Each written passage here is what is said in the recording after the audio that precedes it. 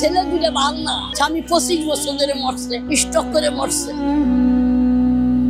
বাদাই যায় ভালো না, কাম করে না। ওই ছেলে দুটোর বউ আছে, বউ কাম করে খায়। দুইটা ছেলে দুইটা মেয়ে, একটা মেয়ে দিনাজপুর থাকে, ওরাও কষ্টে আছে। আর ছেলে দুটো ভালো না, যার স্বামী আমার খোঁজ খবর নাই। স্বামী 25 বছর ধরে মরছে, স্ট্রোক করে মরছে।